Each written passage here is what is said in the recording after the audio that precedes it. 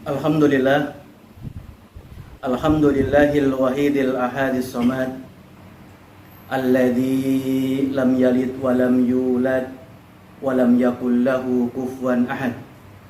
Ahmaduhu subhanahu wa ta'ala wa ashkuruh wa usni alaihi wa nukabbiruh wa nastahdihi wa nastaghfiruh wa nusalli wa nusallim Muhammadin sallallahu alaihi wasallam wa ala alihi wa ashabihi wa man da'a bi da'watik waqtada bi sunnatik ila yaumil la raiba fi. A'udzu billahi minasyaitonir rajim. Bismillahirrahmanirrahim. Ya ayyuhalladzina amanu taqullaha haqqa tuqatih wa la tamutunna illa wa antum muslimun. Rabbi shrah li sadri wa yassir li amri wahlul 'uqdatam min lisani yafqahu qawli. Uhayyikum bi tahiyatul Islam, tahiyatul mubarakah, tahiyatul fil ahlil jannah. Assalamualaikum warahmatullahi wabarakatuh. Alhamdulillahirabbil alamin. Ikhwan fillah rahimatullah. Pertama dan paling utama, mari senantiasa kita panjatkan puja serta syukur kehadirat Allah Subhanahu wa taala. Rabbi Rabbukum Rabbus samawati wal ard. Tuhanku, Tuhan kita semua dan Tuhannya alam semesta, yang senantiasa memberikan izin kepada kita untuk beraktivitas, untuk bekerja, untuk beramal, untuk beribadah di bumi Allah. Dan insya Allah dengan kerja, amal dan ibadah itu menjadi bekal kita menghadap Allah Subhanahu wa ta'ala. Salawat serta salam kita haturkan kepada baginda Nabi besar Muhammad sallallahu alaihi wasallam, uswah dan teladan buat kita semua, yang insya Allah telah membimbing kita, mengajari kita, menunjuki kita kepada siratal mustaqim. Dan insya Allah kita semua senantiasa diberikan kekuatan oleh Allah untuk menapaki jalan siratal mustaqim ini sampai akhir hayat hidup kita. Amin, amin ya rabbal alamin. Alhamdulillahirabbil alamin. Ikhwan fillah rahmatullah. Pertama, ana ucapkan terima kasih yang sebesar-besarnya atas kehadiran antum sekalian pada kesempatan kali ini, di hari Minggu, di hari Ahad, di pagi hari yang mungkin sebagian orang masih sibuk dengan aktivitas mereka, urusan mereka, bisnis mereka. Kita luangkan waktu kita mungkin 2 atau 3 jam atau 2,5 jam untuk tafakkur, merenungi, mengkaji ayat-ayat Allah. Dan insya Allah dengan waktu yang sejenak ini, mungkin 2-3 jam, menjadi wasilah Allah senantiasa berikan keberkahan buat kita semua. Amin, amin ya rabbal alamin. Ikhwan fillah rahmatullah. Jadi kajian kita kali ini bisa dibilang kajian awal. Kita akan coba mengkaji beberapa topik ke depan. Jadi mungkin di awal-awal kajian kita akan mendalami, mengkaji, mengenal siapa kita, siapa manusia. Kita akan mengenal diri kita, siapa sih manusia itu, hakikatnya untuk apa dihadirkan oleh Allah. Mungkin pengenalan ini kita akan coba buat 3 sesi, 3 pertemuan kira-kira. Mungkin sekarang bulan Agustus, September, Oktober, kita akan sudahi pengenalan kita terhadap diri kita, siapa manusia itu. Lalu kita menginjak tahapan berikutnya, kita akan mengenal Allah, Rabb kita. Mungkin 3 sesi juga. Jadi mungkin bulan Desember, Januari, Februari tahun depan itu kita mengenal Allah, ma'rifatullah. Setelah itu 3 sesi juga kita akan mengenal ma'rifatul Quran. Dan juga mungkin sesi yang terakhir kita akan belajar tentang ma'rifatul Rasul. Bagaimana Rasul mengimplementasikan Islam, bagaimana Rasul menjalankan Islam.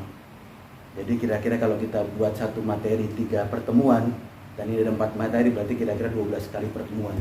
Jadi insya Allah setahun kita akan paham siapa kita, siapa Rabb kita, bagaimana Al-Quran itu, lalu bagaimana Rasul menjalankan Al-Islam. Jadi mudah-mudahan kita semua diberikan kesehatan, diberikan kekuatan, diberikan keistiqomahan untuk terus diberikan izin oleh Allah untuk belajar, mempelajari Al-Quran, sehingga akhirnya Allah pahamkan kita tentang dinul Islam. Ikhwan billah rahmatullah. Jadi ini sesi pertama terkait dengan ma'rifatul insan, siapa manusia.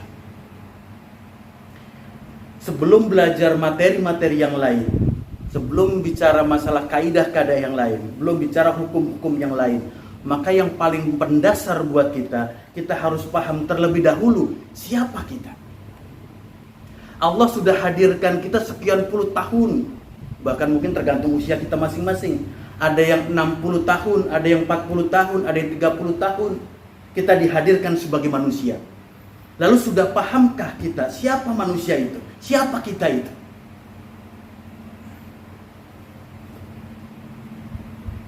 Kalau pertanyaan kita lontarkan keluar sana, apakah kita sudah paham siapa kita, siapa manusia? Maka sejatinya masih banyak, bahkan mungkin mayoritas orang belum paham siapa dirinya, siapa manusia. Antum tahu nggak diri antum itu siapa? Siapa manusia itu? Siapa sih kita itu? Paham nggak kira-kira? Ngerti nggak hakikatnya kita tuh dihadirkan Allah tuh untuk apa? Tahu nggak siapa diri kita ini sejatinya? Dan wallahi demi Allah mayoritas manusia tidak mengerti, tidak paham siapa dirinya. Contoh saja misalkan, kalau kita berinteraksi dengan orang, baik teman, tetangga maupun teman kerja mungkin begitu ya. Terus orang lain itu di luar kita seringkali membicarakan kita, ngomongin kita gitu. Dan biasanya kalau orang ngomongin kita, yang diomongin apa? Kejelekan kita gitu. Kejelekan kita, keburukan kita, kesalahan kita, itu yang dibicarakan orang lain terhadap kita. Kalau orang lain bicara keburukan kita biasanya senang atau marah kira-kira? Senang atau marah kira-kira? Kalau ada orang lain bicara kejelekan kita, kesalahan kita, keburukan kita senang atau marah kira-kira? Umumnya kita kesal, umumnya kita tidak terima, umumnya kita marah. Itulah bukti kalau kita tidak paham siapa diri kita. Itulah bukti kalau kita belum paham apa hakikat manusia. Jadi kalau ada orang lain di luar sana, entah teman, entah tetangga, entah teman kerja kita, membicarakan keburukan kita, kejelekan kita, begitulah manusia.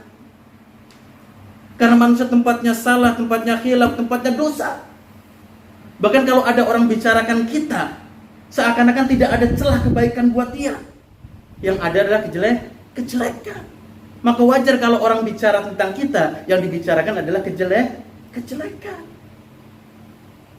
Nah, kalau ada orang bicara tentang kita, kejelekan kita, kesalahan kita, keburukan kita, perhatikan dua hal. Pertama, itu sebagai bukti kalau kita adalah manusia. Karena manusia tempatnya hilaf, tempatnya salah, tempatnya dosa. Maka wajar dibicarakan kesalahannya. Kalau yang tidak pernah salah dan hilaf itu siapa? Malaikat. Dengan peristiwa ini kita disadarkan kitalah manusia. Bahwa kitalah manusia. Dan yang kedua, ketika orang bicarakan kesalahan kita, keburukan kita, kejelekan kita, harus kita pahami. Pada saat itu orang sedang menggibah kita, sedang memfitnah kita. Ketika itu terjadi, maka ada transfer pahala dan dosa di sini. Paham ya? Kalau ada orang selalu bicarakan kita nih, yang jelek saja, yang buruk saja, kesalahan kita saja, saat itu Allah sedang mentransfer antara pahala dan dosa. Kalau kita digibah, kita difitnah, maka kebaikan-kebaikan orang itu ditransfer oleh Allah kepada kita. Kalau nggak bisa menutupi dosa fitnahnya, dosa gibahnya, apa yang terjadi? Pahala dia udah ke kita semua, udah habis semuanya. Nggak ada lagi yang bisa ditransfer. Apa yang terjadi? Allah izinkan kesalahan kita, dosa kita transfer ke yang bersangkutan. Itulah manusia. Maka mayoritas manusia belum mengerti siapa dirinya hakikatnya. Maka terus belajar, mengkaji agar kita dipahamkan oleh Allah siapa hakikat diri kita. Dan sejatinya orang-orang yang beriman itu punya visi, punya misi yang jelas. Orang beriman itu punya tujuan hidup yang jelas. Orang beriman itu punya target hidup yang jelas. Maka mustahil kalau dia beriman dalam kehidupan ini dia bimbang, dia galau, atau terombang-ambing dengan situasi dan kondisi. Mustahil. Karena orang beriman itu punya visi dan misi dalam kehidupan ini yang jelas. Bahkan sehat tidaknya manusia tergantung seberapa sering dia berpikir untuk apa dia diciptakan oleh Allah. Kalau setiap kesempatan, setiap waktu yang hadir dalam pikirannya, hadir dalam hatinya, hadir dalam benaknya, untuk apa aku dicipta oleh Allah, maka itulah orang yang sehat. Artinya apa? Artinya kalau jarang kita berpikir untuk apa kita dicipta oleh Allah, atau mungkin bahkan gak pernah terfikirkan untuk apa Allah menciptakan kita, maka kita belum sehat.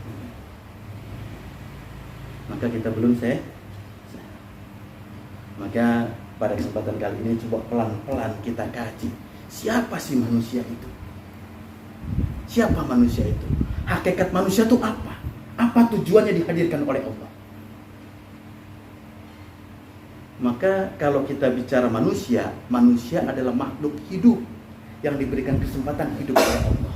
Maka sebelum bicara manusianya itu sendiri, kita harus bicara hidup itu apa?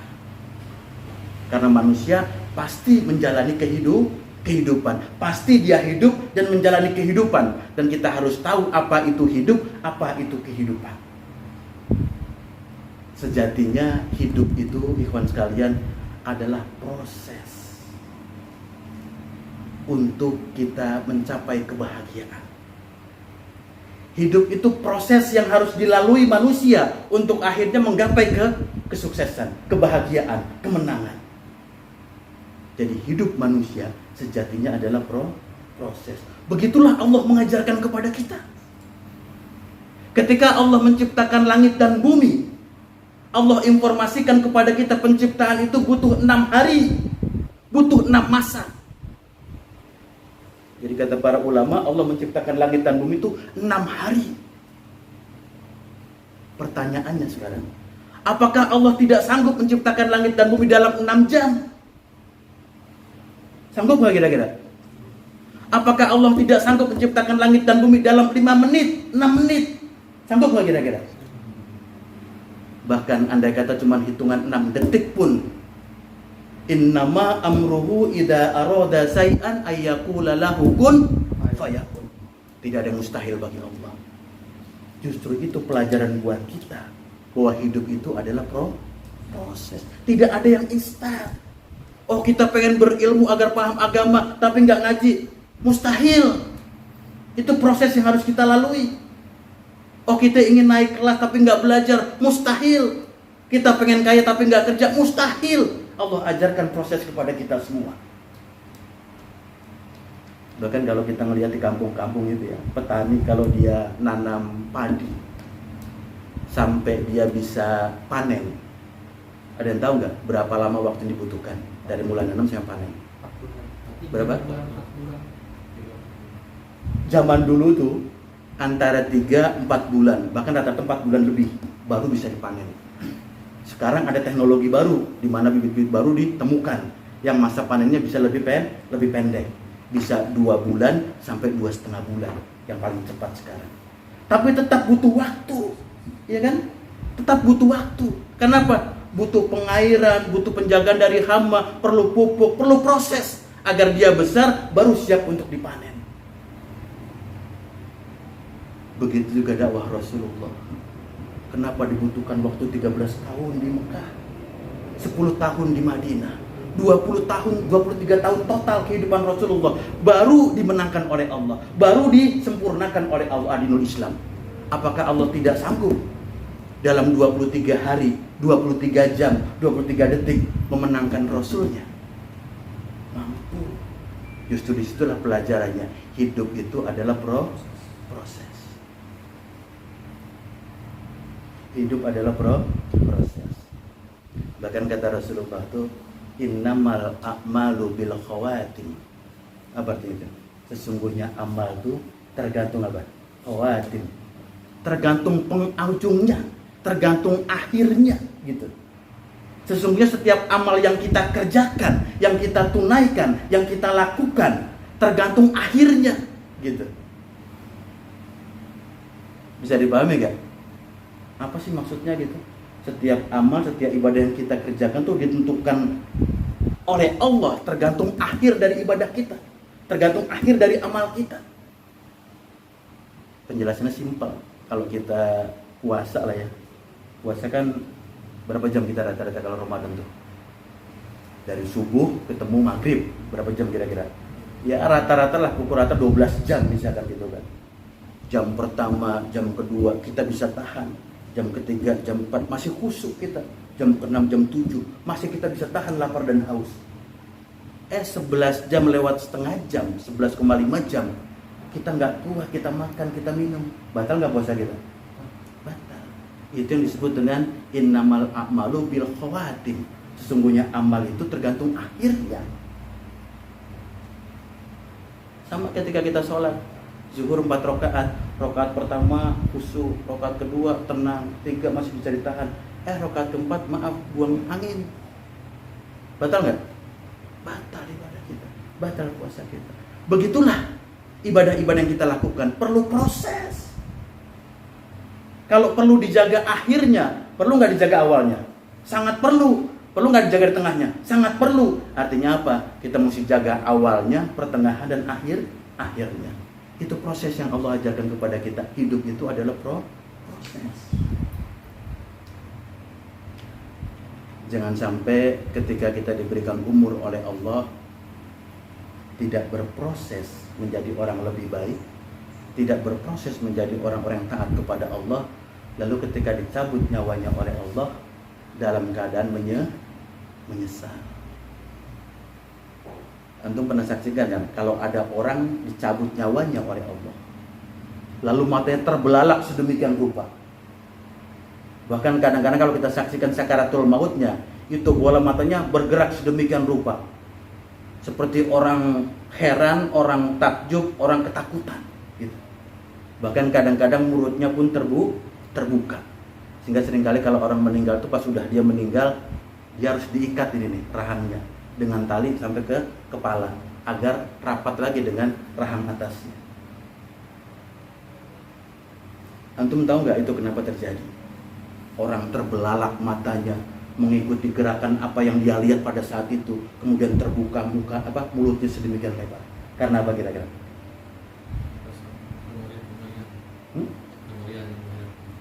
Kengerian yang dia lihat. Apalagi? Menahan sakit. Karena pada saat sakaratul maut, tabir alam gaib Allah cabut. Hijab tabir alam gaib Allah lepaskan. Sehingga ketika orang sakaratul maut bisa lihat yang gaib. Dia bisa lihat datangnya malaikat maut, ya kan? Dia ditampakkan surga dan neraka pun dia bisa lihat, gitu. Barulah di saat itu orang menyesal. Maka jangan sampai kita menyesal nunggu alam gaib dicabut oleh Allah, tabirnya diangkat oleh Allah, baru kita menyesal. Itulah penyesalan yang besar buat kita semua.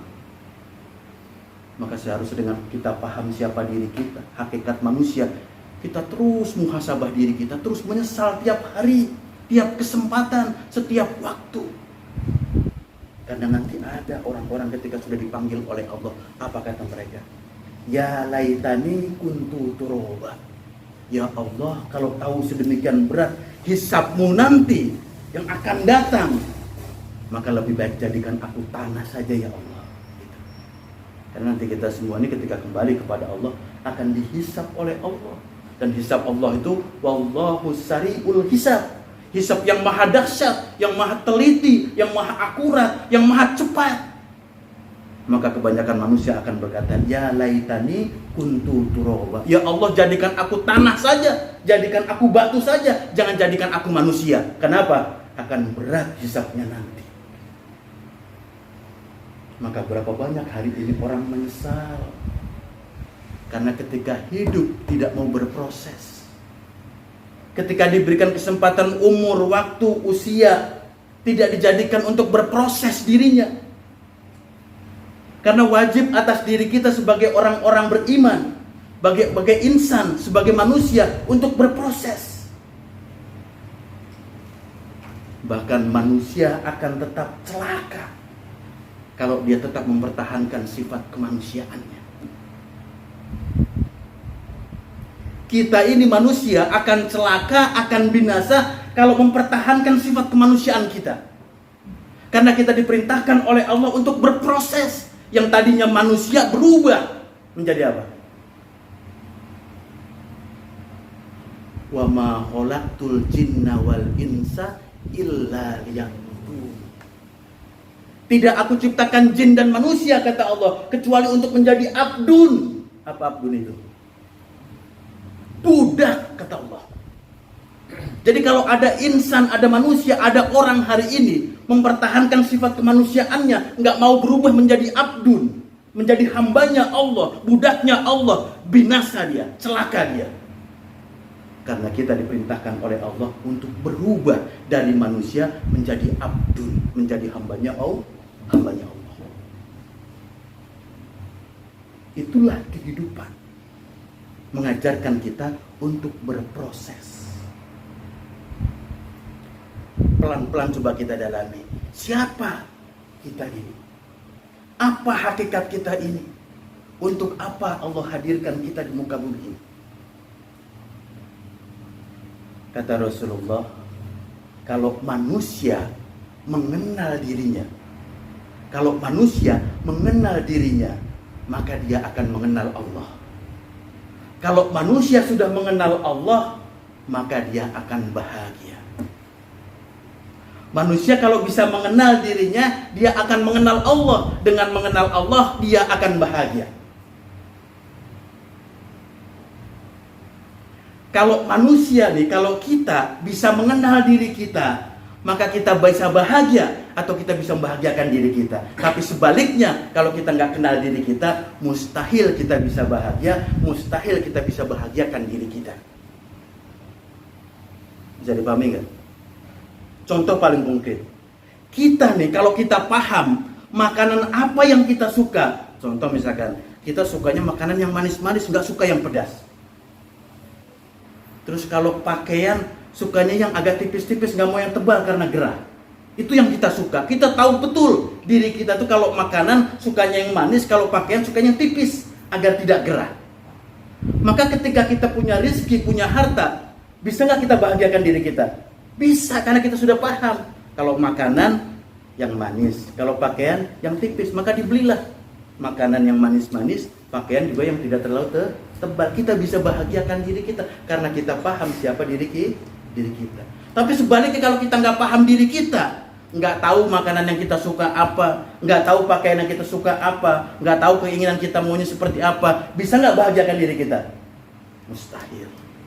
Maka begitulah, siapa yang mengenal dirinya, dia akan mengenal Allah. Siapa yang mengenal Allah, Allah akan bahagiakan dia. Maka di sini esensinya kita belajar tentang ma'rifatul insan. Siapa kita, siapa manusia. Maka manusia seperti kita sudah mafhum, banyak karakternya, banyak sifatnya, banyak fitrahnya, banyak tabiatnya. Maka pada kesempatan kali ini kita ulas 3 saja. Tabiat manusia, sifat manusia yang harus kita pahami di sesi ini. Nanti mungkin di sesi berikutnya kita akan pelajari karakter sifat yang lainnya. Sifat yang pertama apa? Laqad khalaqnal insana fi kabad. Sesungguhnya Allah menciptakan manusia itu dalam keadaan kabad. Apa kabad itu? Itu surah apa itu? Laqad khalaqnal insana fi kabad. Itu surat-surat Makkiyah, surat-surat pendek. Hah? Al-Balad. Sungguh kata Allah, aku hadirkan, aku ciptakan, aku lahirkan manusia dalam keadaan susah payah, kabad. Gitu kata Allah. Jadi kita ini kata Allah nggak punya kekuatan apa-apa, apa aja serba susah buat kita.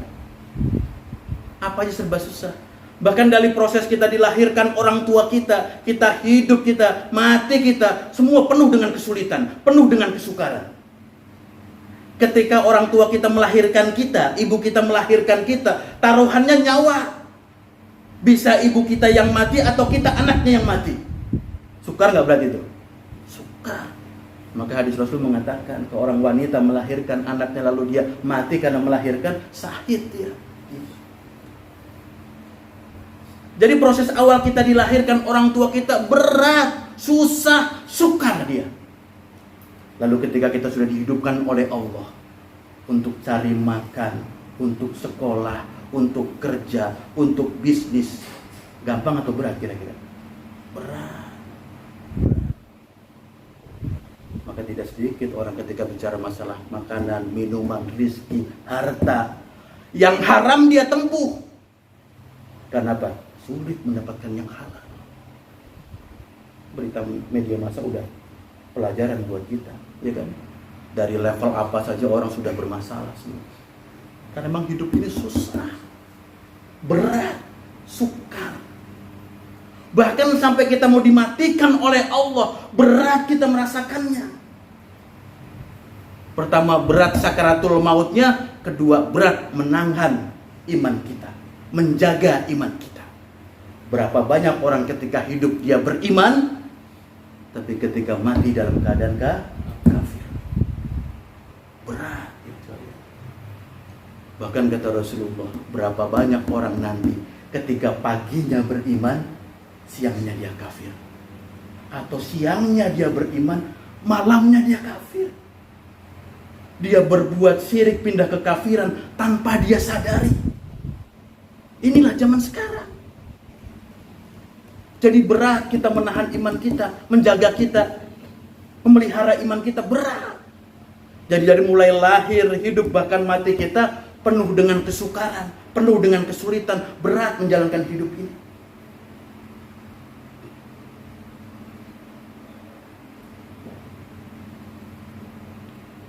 Bahkan ketika kita dimatikan oleh Allah, dicabut nyawa kita oleh Allah, sekali lagi berat menjaga iman kita. Berat memegang iman kita sampai hayat itu berat. Karena godaannya sedemikian besar.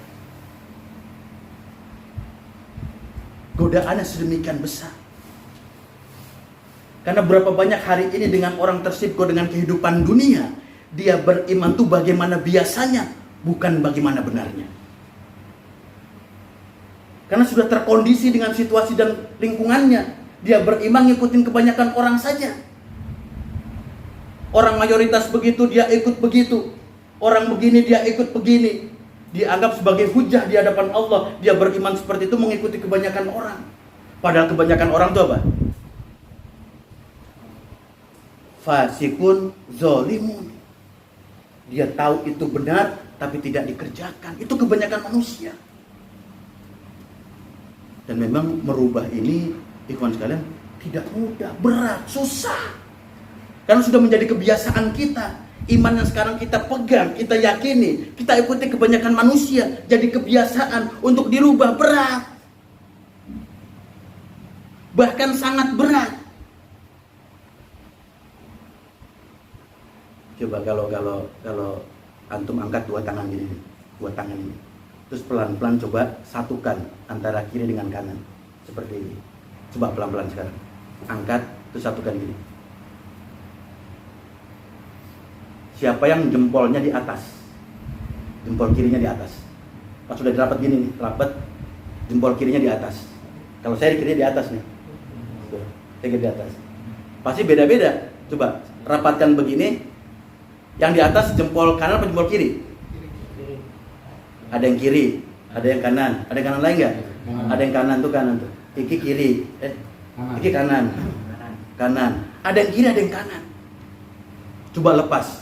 Sekarang coba rubah agar posisi tadi berubah. Cepat coba rubah. Bisa nggak? Nabrak tuh. Ya nggak? Karena udah kebiasaan kita seperti ini. Kalau jempol yang kiri ada di atas. Kalau antum mungkin sebagian jempol kanannya di atas. Untuk dirubah balik begini nggak mudah, susah. Apa pelajarannya kalian? Padahal kita tahu antara jempol kanan di atas dengan jempol kiri di atas nggak ada perbedaan. Bukan yang kiri lebih baik daripada yang kanan, enggak, sama aja. Jadi untuk sesuatu yang nggak ada gunanya buat kita saja, untuk merubah susah, gitu pelajarannya, ya kan? Ini mau ininya di atas, mau ininya di bawah, kan nggak ada keutamaan. Ini mah kebiasaan aja. Artinya apa? Yang nggak ada fadilah buat kita, nggak ada manfaat buat kita, untuk dirubah susah. Apalagi bicara masalah keimanan, udah puluhan tahun kita beriman seperti itu. Untuk dirubah, wallahi demi Allah berat, bahkan sangat berat.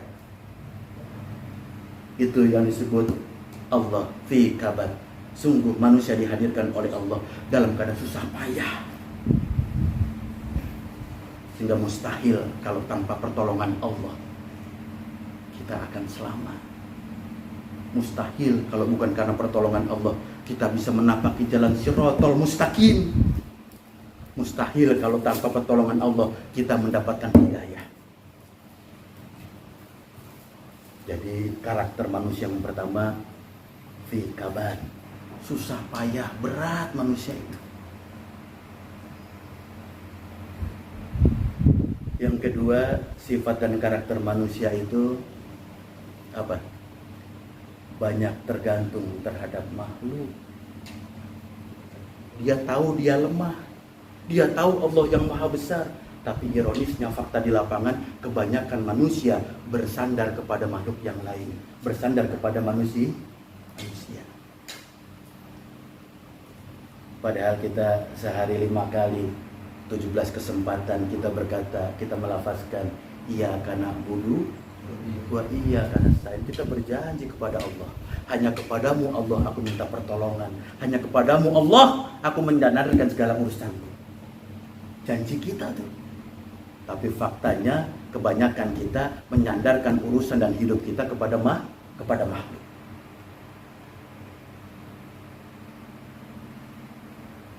Kepada makhluk. Padahal makhluk itu, manusia itu tabiatnya apa?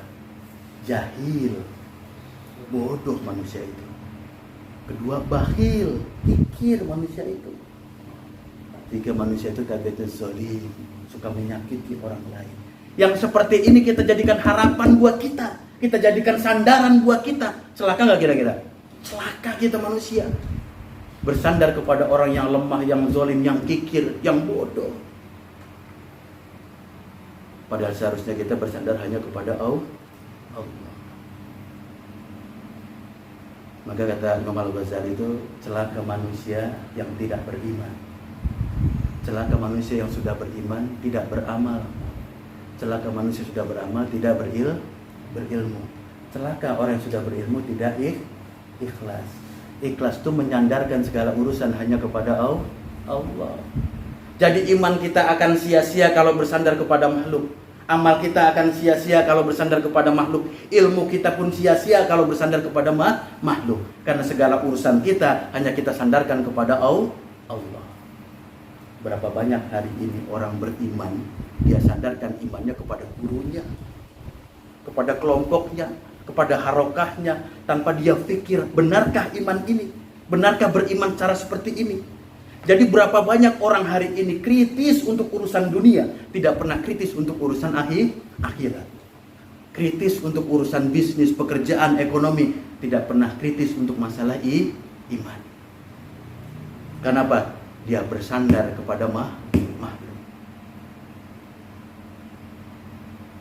Jadi pertama, sifat manusia, karakter manusia itu berat, susah, sukar dalam menjalankan kehidupan ini. Yang kedua, faktanya manusia memang bersandar bukan kepada Allah, dia bersandar kepada makhluk, kepada manusia. Yang ketiga, ternyata manusia ketika diberikan usia oleh Allah, diberikan umur oleh Allah, diberikan waktu oleh Allah, aktivitas yang dia kerjakan, pekerjaan yang dia tunaikan, amal yang dia kerjakan, mayoritas amal dan kerja yang sia-sia. Coba kita renungkan, satu hari 24 jam, kira-kira aktivitas yang mana yang Allah ridho kepada kita? Aktivitas mana yang Allah cintai kepada kita? Aktivitas mana, ibadah mana yang diterima oleh Allah buat kita? Sehari 24 jam. Bisa jadi semua waktu itu pekerjaan sia-sia. Karena tidak punya landasan yang kuat. Kita kerja cuman sekedar cari rezeki untuk nafkahin anak dan istri. Kita bermasyarakat cuman gak enak dengan kiri kanan tetangga. Kita bermasyarakat. Kadang-kadang kita beribadah, ya tuntunan kita beriman, tuntunan kita Islam, kita ibadah. Lalu aktivitas yang mana yang kira-kira Allah ridho kepada kita? Pekerjaan mana yang kira-kira Allah ridho kepada kita dalam 24 jam sehari itu? Bisa jadi semuanya tidak diridhoi oleh Allah karena tidak punya landasan yang kuat. Padahal kata Rasulullah, sebaik-baik manusia itu khairun nas anfa'uhum linnas. Sebaik-baik manusia itu yang memberikan manfaat buat orang lain. Kita kerja berikan manfaat buat orang lain enggak? Kita ibadah ada manfaat buat orang lain enggak? Kita bersosialisasi ada manfaat lain buat orang lain enggak? Kata Rasulullah, sebaik-baik manusia itu yang memberikan manfaat buat orang lain. Kalau cuma sekedar cari nafkah, cari rezeki, cari harta, ayam keluar pagi-pagi dari kandang pun cari rezeki. Karena dia punya kewajiban menafkahi induknya dan anak-anaknya.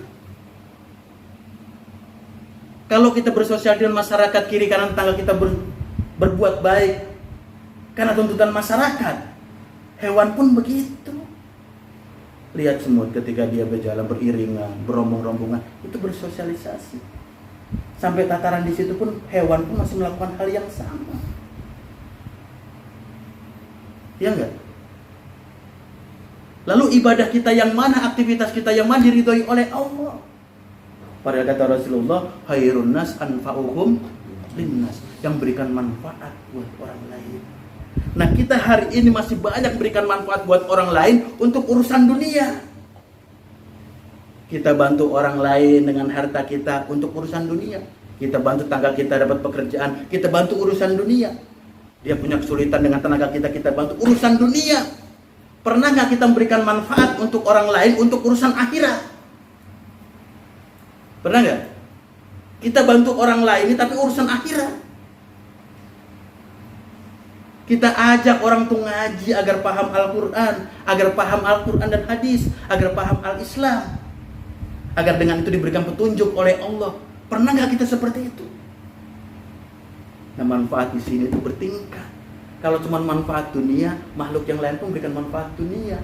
Kita ini dituntut oleh Allah berikan manfaat akhirat. Ajak orang untuk ngaji, kenalkan tentang Al-Quran, kenalkan tentang Islam, komitmen sama-sama menjalankan Islam. Itulah manfaat akhirat. Dan ini yang harus kita kejar, bukan sekedar manfaat dunia. Jadi kalau kata Rasul, sebaik-baik manusia, semulia-mulia manusia, yang banyak berikan manfaat buat manusia lain. Antum tahu nggak seburuk-buruk manusia siapa kira-kira? Kalau sebaik-baik manusia memberikan manfaat buat orang lain, seburuk-buruk manusia siapa kira-kira?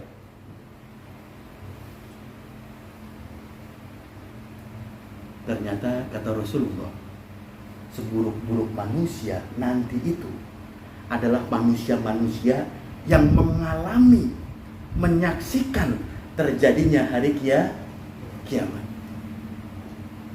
Karena kata Rasulullah, tidak akan pernah datang hari kiamat sampai di dunia ini yang tersisa hanya orang-orang yang buruk. Karena apa? Karena orang-orang baiknya telah diwafatkan terlebih dahulu oleh Allah. Orang-orang solehnya telah diangkat terlebih dahulu oleh Allah. Sehingga pada saat itu tersisa ada orang-orang buruk, orang-orang jahat pada saat itu. Kenapa mereka seburuk-buruk manusia pada saat itu? Karena andai kata mereka tobat pun pada saat itu, tobatnya tidak diterima oleh Allah. Karena bagaimana mungkin sudah kiamat dia tobat? Sampai dia tobat, dia sadar, dia paham, lalu dia tobat pun Allah sudah tidak terima lagi. Karena ini seburuk-buruk manusia. Dan kata Rasulullah, ciri utama mereka itu adalah orang-orang yang apa? Yang tidak paham kebenaran dan tidak mau tahu tentang kebenaran. Andai kata dia tahu itu kebenaran, tidak mau dia mengikutinya. Itu ciri orang pada saat itu. Jadi tobatnya ditolak oleh Allah, dianulir oleh Allah, di-reject oleh Allah. Dan ciri mereka itu nggak tahu tentang kebenaran. Yang benar tuh dia nggak tahu. Mana yang benar, mana yang salah, mana yang hak, mana batil, dia nggak tahu. Bahkan dia tidak mau tahu mana kebenaran itu. Bahkan andai kata sudah dikasih tahu ini yang benar, tidak punya keinginan untuk mengikuti kebenaran itu. Itulah manusia. Kalau kita pahami 3 sifat itu, 3 karakter itu, tabiat itu, kira-kira mudah nggak kita selamat dalam kehidupan ini kira-kira? Dengan beratnya kehidupan bersandar kepada manusia, lalu ketika bekerja, beraktivitas, beramal, sia-sia yang dia kerjakan. Mudah nggak kira-kira selamat dunia akhirat?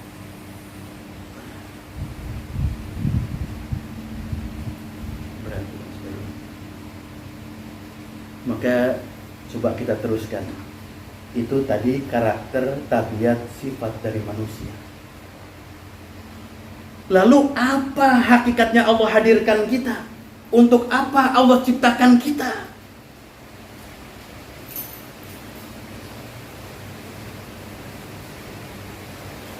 Kalau kita bertanya untuk apa Allah menciptakan kita, menciptakan manusia, ini kayak pertanyaan klise yang sering kita ucapkan, sering kita dengar, bahkan mungkin bosan kita mendengarkannya. Di tiap kajian dikaji untuk apa manusia hidup, untuk apa tujuan hidup manusia, banyak dikaji, sering kita dengar. Apalagi di YouTube itu sudah terlalu banyak kajian-kajian semacam itu, sampai bosan kita mendengarnya, iya nggak? Kajian tentang untuk apa kita dihidupkan oleh Allah, untuk apa kita dihidupkan oleh Allah, terlalu banyak kajiannya. Untuk apa kita hidup, untuk apa manusia dihidupkan oleh Allah, tujuan hidup kita apa? Bosan kita mendengarkannya, bosan kita mengucapkannya. Tapi perhatikan, walaupun dia klise, mungkin jadul pertanyaannya, mungkin membosankan buat kita, pertanyaan itu menjadikan kita selamat atau binasa. Pertanyaan itu menjadikan kita selamat dunia akhirat atau sebaliknya binasa dunia akhirat. Tergantung apakah kita paham tujuan kita dihadirkan oleh Allah.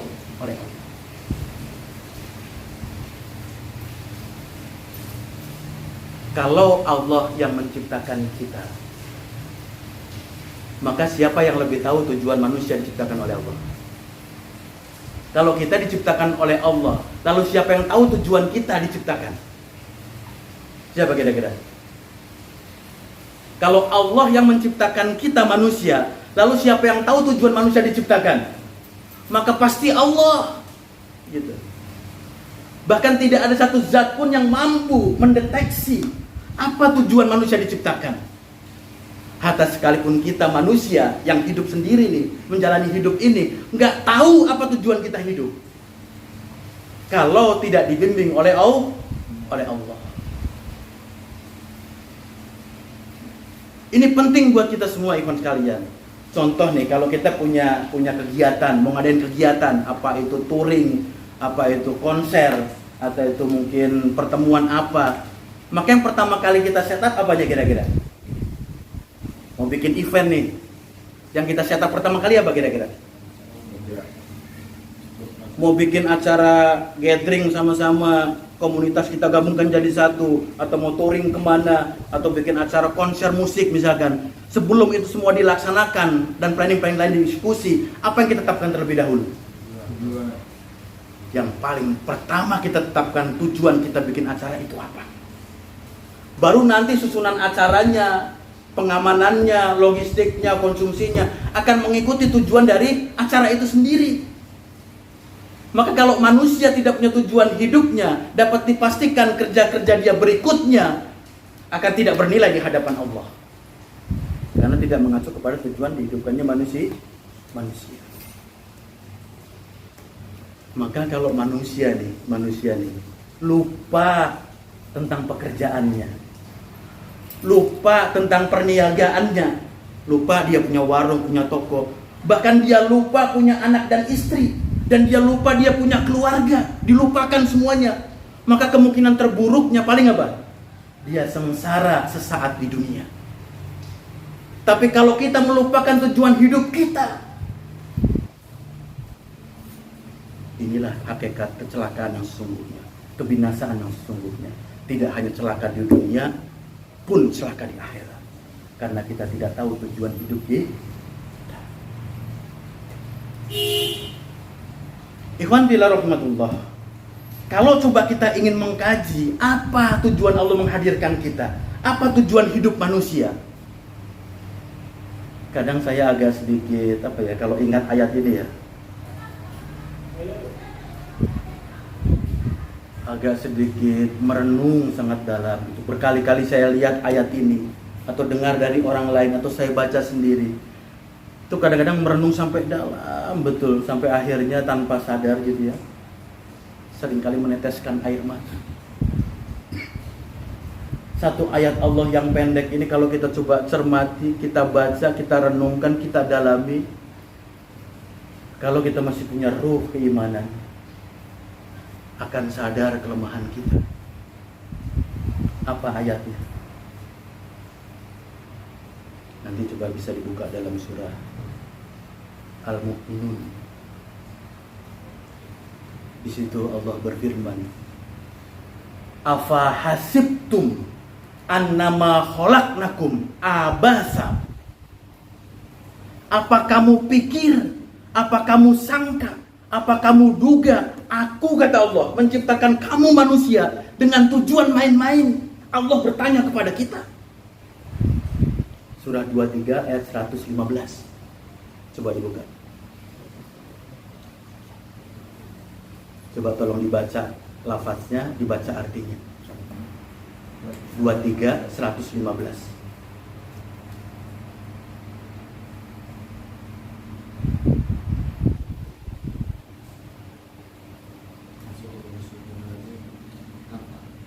Hasibtum annama khalaqnakum abasyaw wa annakum ilaina la turja'un.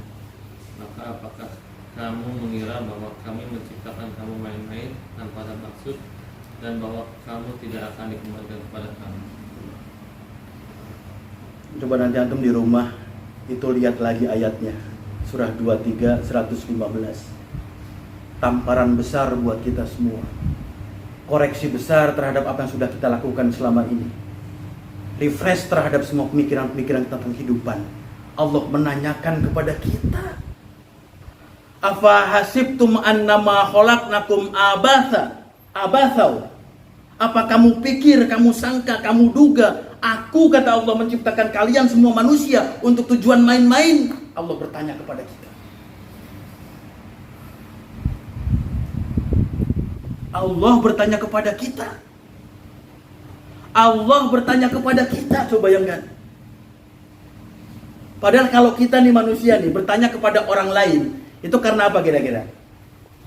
Kalau kita tanya dengan orang lain menanya kita, biasanya karena apa? Apalagi karena apa? Karena faktor apa lagi? Selain karena nggak tahu, karena apa lagi? Kalau mau lihat manusia bertanya ke manusia yang lain, lihat manusia yang paling jujur ketika bertanya. Siapa yang paling jujur tuh? Anak-anak. Kalau orang dewasa kok nanya udah banyak modusnya. Ya.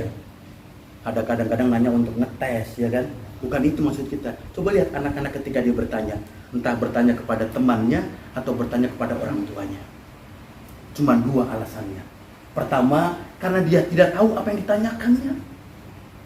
Yang kedua, dia bertanya dalam rangka minta tolong. Contoh ketika anak kecil, ya, itu yang lompat dari pohon itu ke pohon itu apa sih ya gitu. Ada binatang lompat gitu kan. Anak kecil bertanya kepada ayahnya. Itu karena dia nggak tahu memang makhluk apa, binatang apa. Maka ayahnya bilang, itu musang ya. Itu musang deh. Itu musang nak. Ayahnya bilang seperti itu. Tapi kalau ada anak kecil nih, ngelihat permen, ngelihat gulali, ngelihat sesuatu yang dia suka atau es krim gitu kan. Lalu dia bertanya kepada ayahnya, ya, itu apa sih? Itu maksudnya apa kira-kira? Kalau ayah yang benar, nggak usah dijelasin itu es krim deh, nggak usah jelasin. Harusnya jawabannya apa? Mau beli deh gitu, mau deh dibeliin. Itu. Maka kalau manusia bertanya kepada manusia, cuma dua alasannya. Pertama karena tidak tahu, kedua kenapa? Minta tolong. Ya tidak? Benar nggak kira-kira? Maka coba dinisbatkan kepada Allah sekarang pertanyaan itu. Allah bertanya kepada kita, "Afa hasibtum annama khalaqnakum abasau?" Apa kamu pikir, kamu sangka, kamu duga aku menciptakan engkau manusia untuk tujuan main-main saja? Apakah itu berarti Allah nggak tahu tujuan manusia? Qalu subhanaka la ilma lana illa ma 'allamtana innaka antal alimul hakim. Allah Maha mengilmui segala sesuatu, mustahil nggak tahu tujuannya. Itu yang kadang-kadang kalau anak renungkan menetes air mata. Allah bertanya kepada kita, bukan dia tidak tahu, bukan dia tidak paham, bukan dia nggak ngerti, segala ilmu dia miliki. Lalu kalau Allah bertanya, untuk apa kamu diciptakan oleh aku? Apakah untuk main-main? Apakah itu artinya Allah minta tolong? Apakah Allah minta bantuan kita? Itu yang bikin anak sedih kadang-kadang sekalian. Ketika merenungi ayat ini, mendalami ayat ini, mustahil Allah perlu bantuan kita, mustahil Allah butuh pertolongan kita. Bahkan sebaliknya dan pasti kita yang butuh pertolongan Allah. Maka disitulah hebatnya Allah di ayat ini pun Allah berikan pertanyaan, kita nggak perlu cari-cari jauh-jauh jawabannya ada di mana. Di situ pula jawabannya. Coba baca di akhirnya. Di ayat itu. Untuk apa kita diciptakan oleh Allah?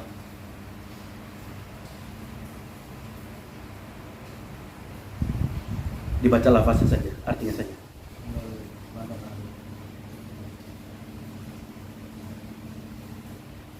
Ayat 115 yang tadi 23 115 ya.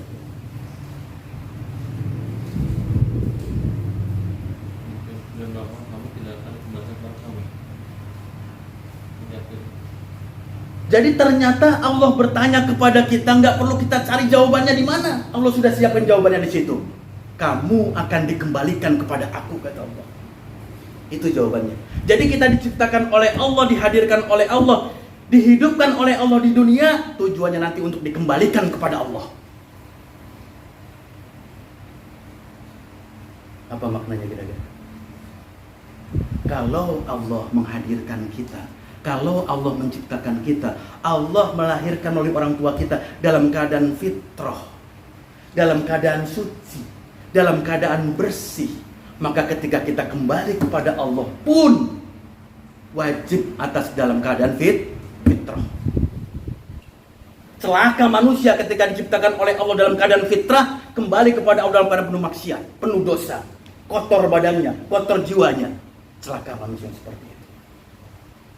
Maka ketika kembali kepada Allah, pastikan diri kita fitrah, bersih, suci. Maka tidak ada cara untuk membersihkan diri kita, mensucikan diri kita, kecuali dengan dua cara. Mentaati semua perintah-perintah Allah, lalu ketika ada yang terlanggar dari perintah Allah, segera bertaubat, segera bersihkan diri kita. Maka itu yang disebut dalam ayat Al-Quran itu apa? Innallaha yuhibbut tawabina wa yuhibbul mutatahhirin. Allah mencintai orang-orang yang selalu bertobat, ahli taubat, dan Allah mencintai orang-orang bersihkan diri. Toharoh, mutatahhirin, membersihkan diri. Jadi kalau kita senantiasa dalam kehidupan ini, bersihkan diri kita, bersihkan jiwa kita dengan cara apa? Taat terhadap semua perintah Allah. Kalau ada yang terlanggar, taubat segera kepada Allah, maka kita insya Allah dibersihkan oleh Allah. Maka itu cara kita kembali kepada Allah. Ikhwan fillah rahmatullah, sudah hampir jam 11:30. Berarti udah berapa jam nih kita? Jam lewat ya. Sedikit lagi untuk menutup ikhwan sekalian. Sebelum nanti kita ada sesi diskusi tanya.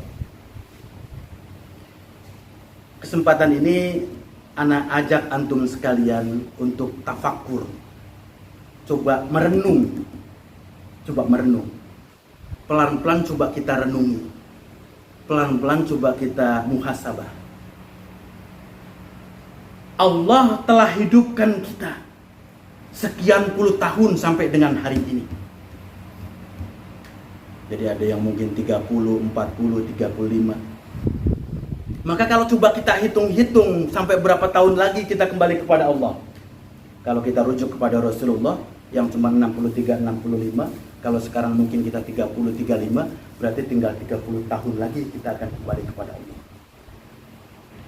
Dengan sisa waktu, sisa usia, sisa umur yang mungkin 25, 20, 30 tahun lagi kita akan kembali kepada Allah.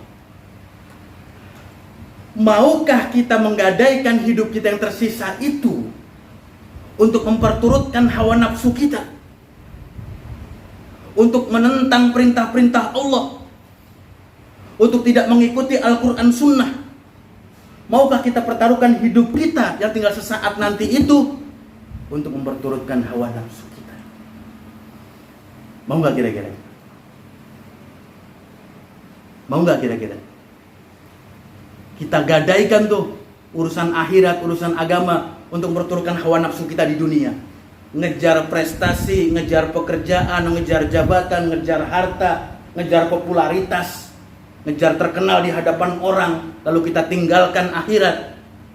Mau nggak kita begitu? Mau nggak kita gadaikan kehidupan akhirat kita untuk mengejar dunia yang saat ini? Mau nggak kira-kira? Coba antum renungkan saja.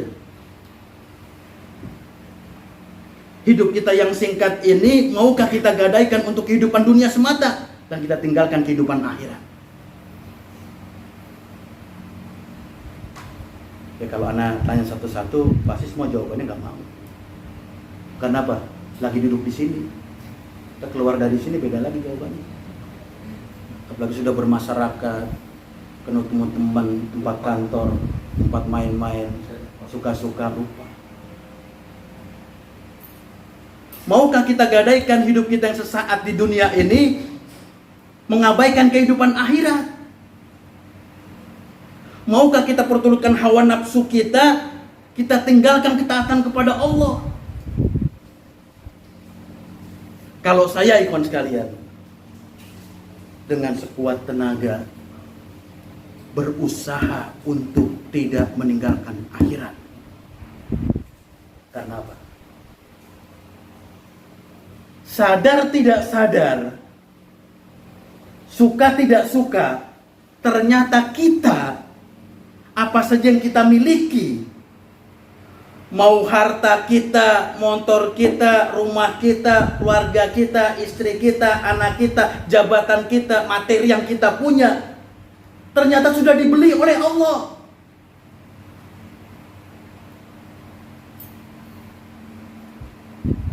Antum sadar gak? Ternyata apa yang kita punya sudah dibeli oleh Allah. Harta kita, materi kita, keluarga kita, anak istri kita, bahkan diri kita pribadi telah dibeli oleh Allah.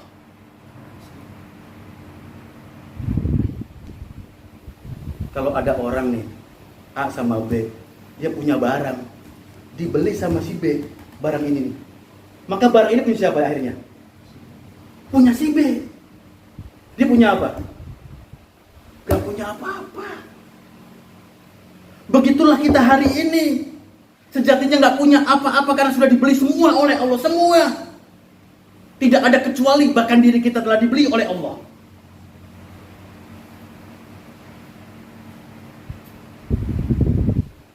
Maka coba lihat surat At-Taubah. Surat At-Taubah ayat 111. Surat 9, 111.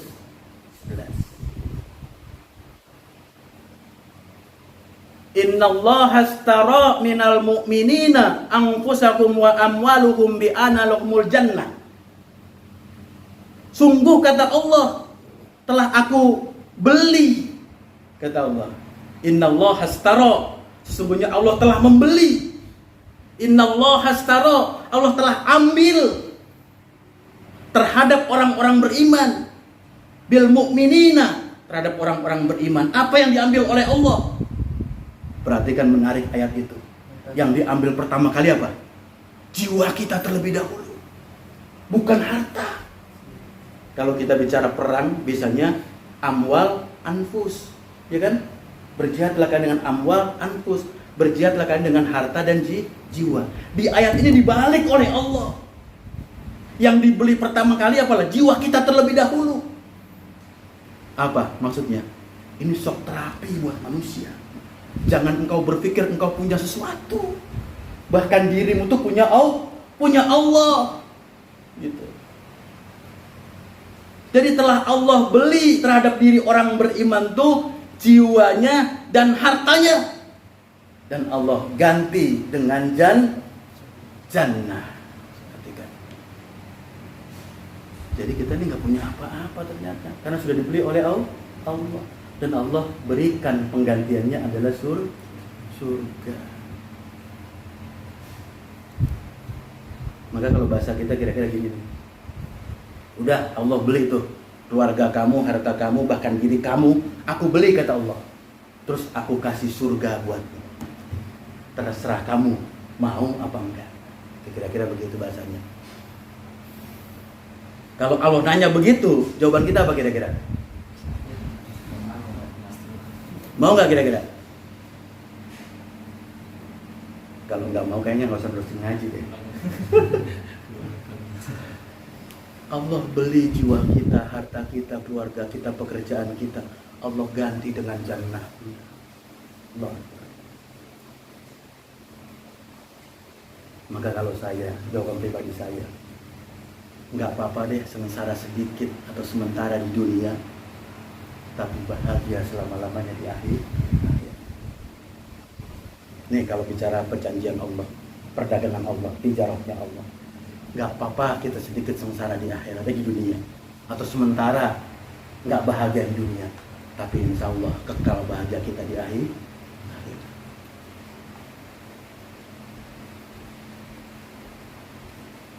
Pertanyaannya, mau nggak kita ambil perdagangan ini kira-kira? Allah ambil semua apa yang kita punya, Allah ganti dengan surga. Mau nggak kira-kira kita? Apa jawabannya? Mau nggak kira-kira? Mau nggak kira-kira? Atau enggak? Atau enggak mau?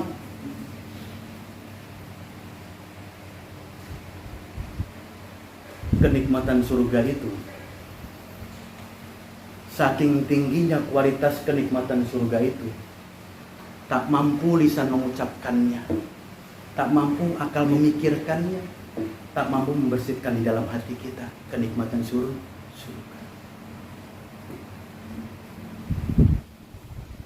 Pertanyaannya, kalau kita mau ikut tijarahnya Allah, perdagangannya Allah, kita jual harta kita, jiwa kita kepada Allah, Allah gantikan dengan surga. Bagaimana jalannya? Bagaimana caranya? Caranya gimana kira-kira? Masih di ayat itu juga. Surah 9 ayat 11. Caranya apa?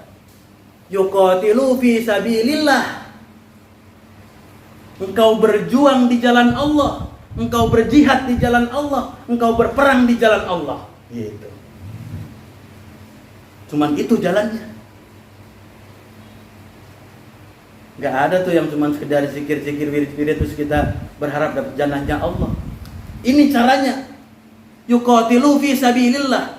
Berjuang di jalan Allah, berjihad di jalan Allah, berperang di jalan Allah.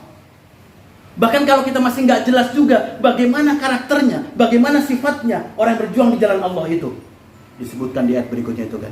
Di ayat itu juga, sampai kamu membunuh atau terbunuh. Karena berapa banyak hari ini orang bilang saya berjihad di jalan Allah, saya berjihad di jalan Allah, saya ikut berjuang di jalan Allah. Masuk nggak kriteria yang tadi itu? Sampai mereka membunuh atau terbunuh. Masuk nggak kategorinya? Jadi ketika ditawarkan perniagaan kita mau, lalu perniagaan seperti apa? Engkau berjihad di jalan Allah, engkau berjuang di jalan Allah. Bagaimana sifatnya? Sampai engkau membunuh atau terbunuh.